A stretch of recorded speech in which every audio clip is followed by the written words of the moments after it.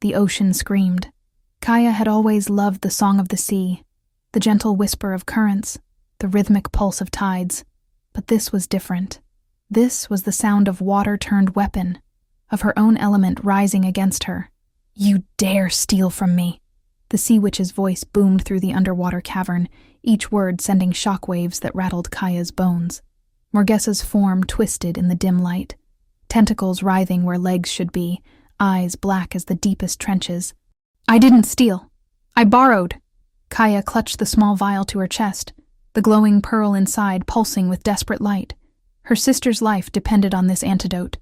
"My sister is dying. Please, I'll return it, I swear." "Thieves don't make bargains." Morgesa's laugh was like rocks grinding together. "But I'll give you a choice, little princess. Give me the pearl, or face the consequences of your crime." Kaya's tail flicked nervously, silver scales catching what little light filtered down from the surface far above. She thought of Lyra, pale and feverish in their coral bed, poisoned by Morgesa's own dark magic during the last gathering of the clans. The same gathering where Kaya had been foolish enough to challenge the witch's authority in front of the entire court. This wasn't about theft. This was about revenge. "I choose my sister," Kaya whispered. The water itself turned against her. Currents became chains, dragging her down, then spinning her violently upward. Kaya fought with every ounce of strength her royal bloodline had given her, but even the strongest mermaid was nothing against a sea witch's wrath. Pain exploded through her body as Morgesa's magic tore at her scales, her fins, her very essence.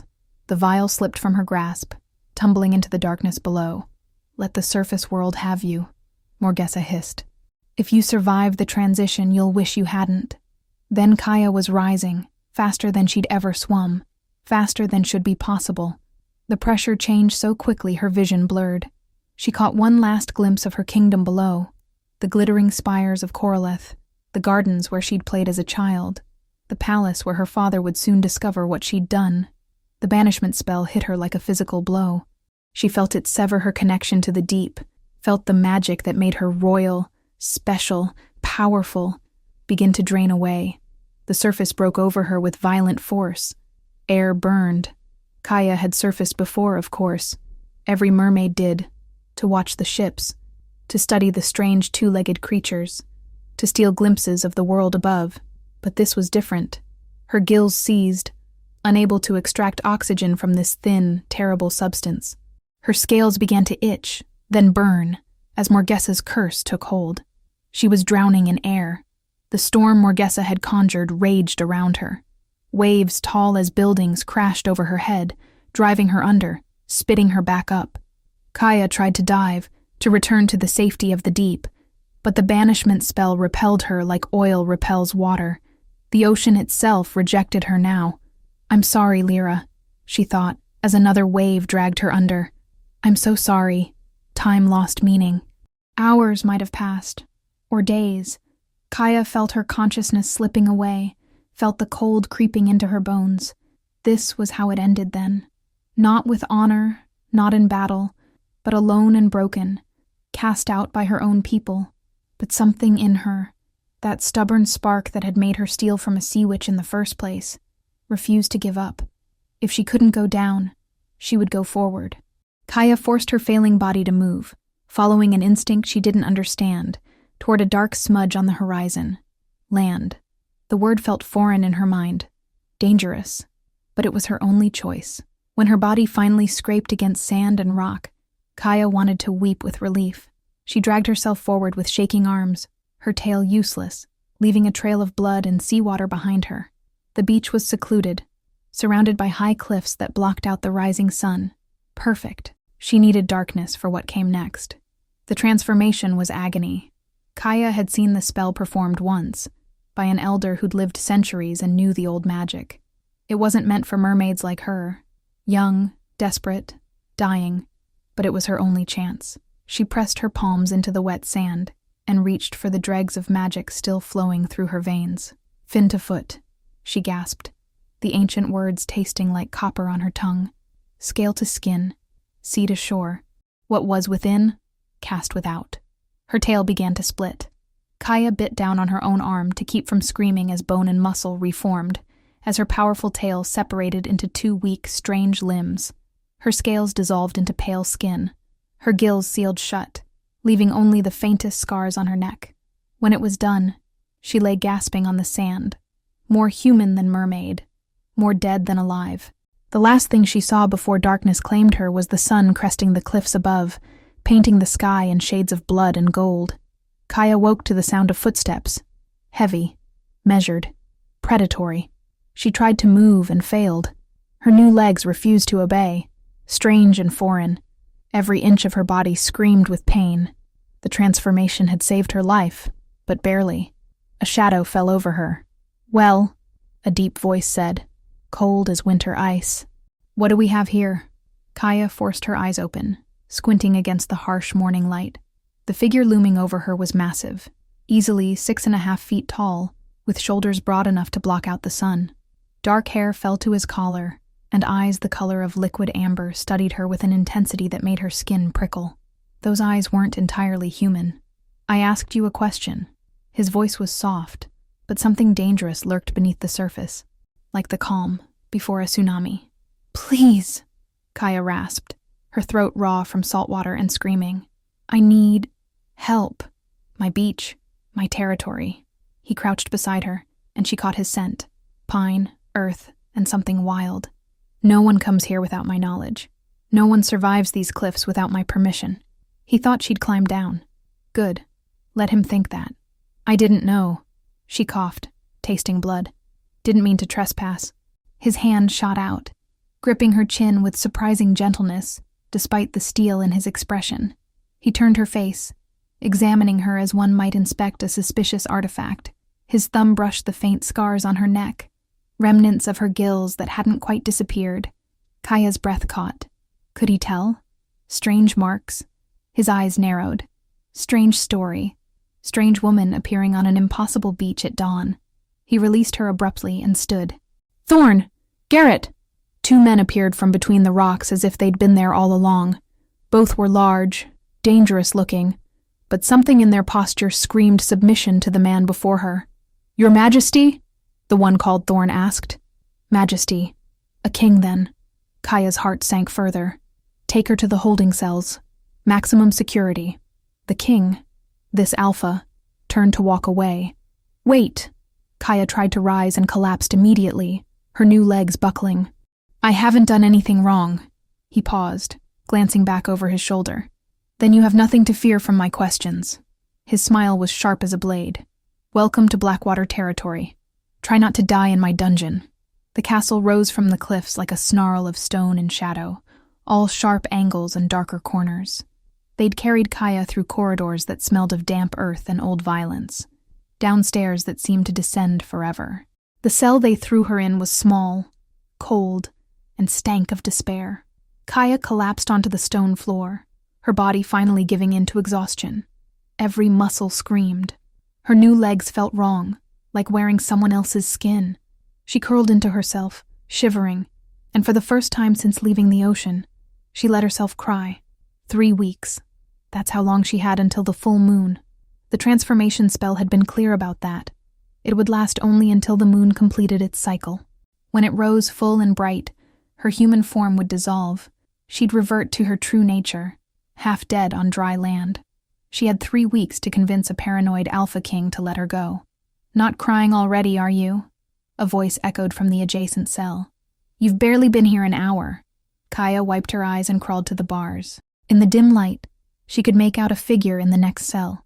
A woman, middle-aged, with wild gray hair, and eyes that gleamed with mischief despite her circumstances. "Who are you?" Kaya whispered. "Name's Vera. Been here 6 months, give or take. Lost count around day 100. She grinned, showing a gap between her front teeth. "You must be special.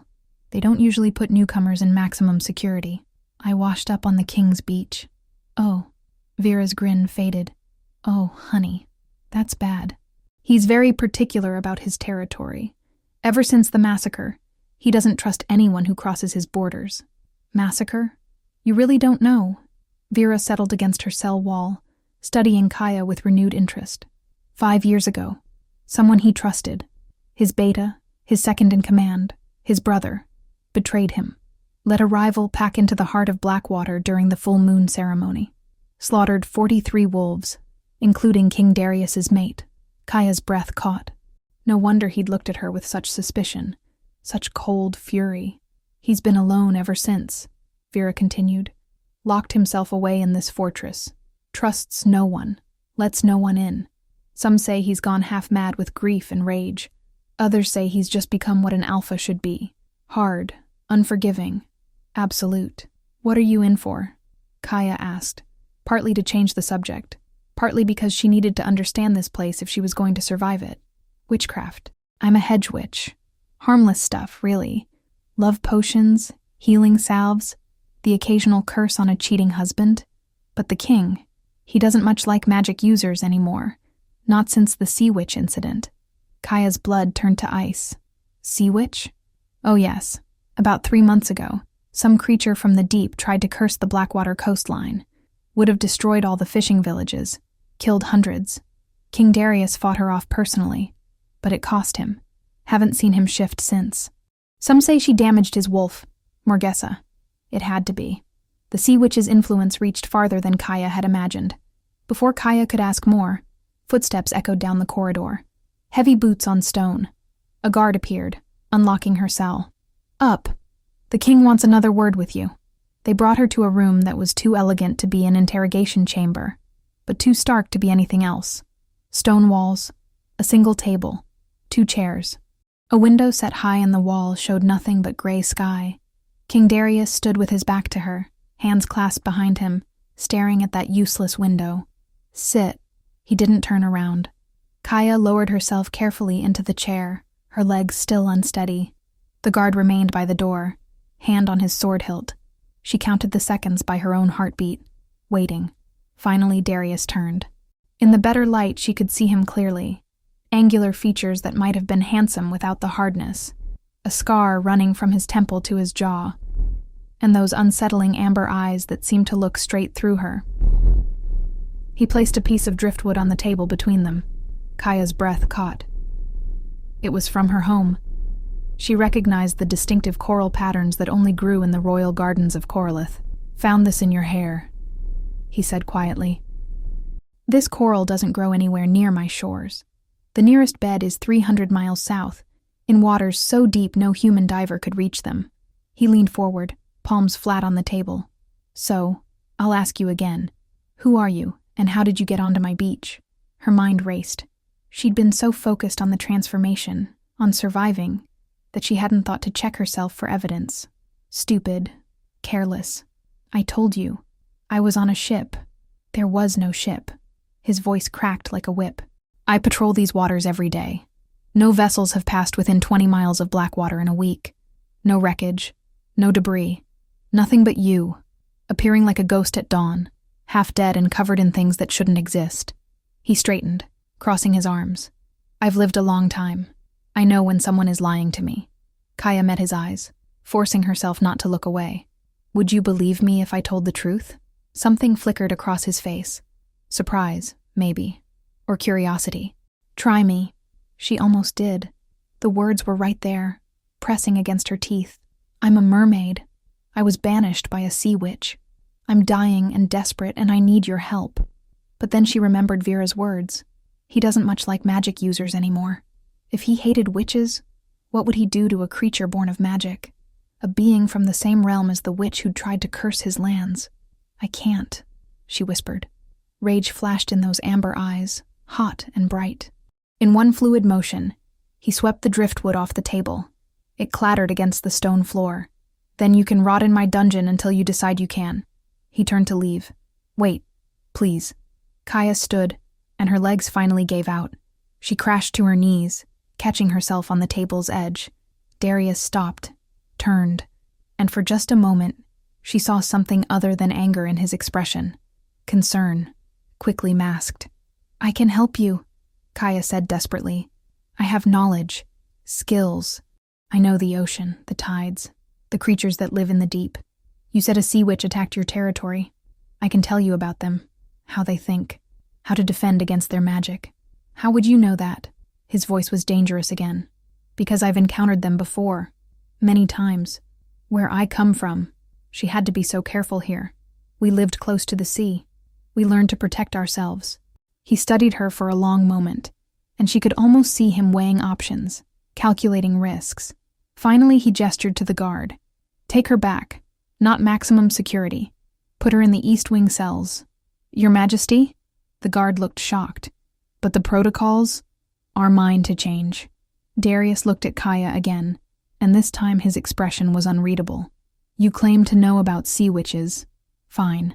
Tomorrow you'll prove it. My scholars have been researching defensive wards for months with no progress. If you can help them, we'll discuss your freedom. He paused at the door. But if you're lying, if this is some elaborate trap, I will personally ensure your death is neither quick nor merciful. Understood? Kaya nodded, not trusting her voice. When they'd gone, she sagged against the table, trembling. She'd bought herself time, but at what cost? She'd have to reveal enough knowledge to be useful without revealing too much. An impossible balance. And she had only 3 weeks. The East Wing cells were marginally better, slightly larger, with a small window that actually showed the sky. Vera was there too, apparently having been moved along with her. Well, the witch said, settling onto her cot with a knowing smile. Someone made an impression. The king doesn't grant special treatment to anyone. I told him I could help with the sea witch problem, Kaya said, testing her new legs. They were getting stronger, slowly. At least she could walk now without collapsing. Can you? Kaya thought of everything she knew about Morgesa, about the dark magic that ran through the witch's veins, about the ancient grudges and bitter politics of the underwater realms. Yes, she said quietly. I can. Then you might actually survive this. Vera's expression grew serious. But be careful, girl. The king is broken inside, even if he hides it well. He'll use you for what you know, then discard you the moment you're no longer useful. That's what trauma does to people. Makes them hard. Makes them cruel. He wasn't always like this? No. Vera's eyes grew distant. Once he was different.